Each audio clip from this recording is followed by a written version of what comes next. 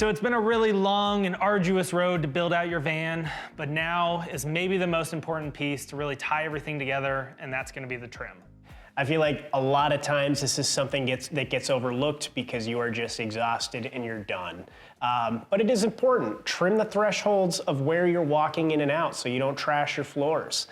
Trim the big gaps in your ceilings and make it look finished. We're gonna help you along and teach you how to do these easy little trim things so it doesn't feel like this big daunting process, because it really isn't. All of this work, you wanna make sure you've got it all dialed and you've finished it all up. Trim really ties everything together, hides imperfections. Maybe the gap in the ceiling is too big, no problem. Just trim it up. So we're gonna show you good practices on how to do so.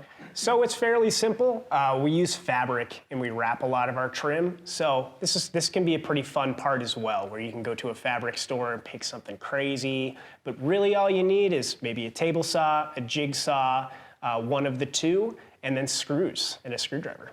So if you're trimming your floors, you're gonna wanna use aluminum. Aluminum is nice because it's very easy to cut. You can use a hacksaw, and if you use it correctly, you can use a miter saw. Just be very cautious. We're not gonna teach you how to use these tools, but be careful. A lot of these tools that we use to build the vans can alter your life in a second. So just be very, very cautious. These tools are very easy to use and they're very easy to misuse.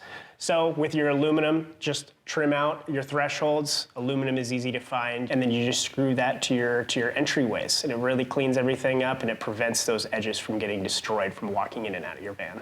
All right, so this is the moment we've been waiting for. We're gonna go take a look at this van and we're just gonna put the finishing touches on these really complex systems and make it look like it's been a really pro build, because after the end of this, it really will happen.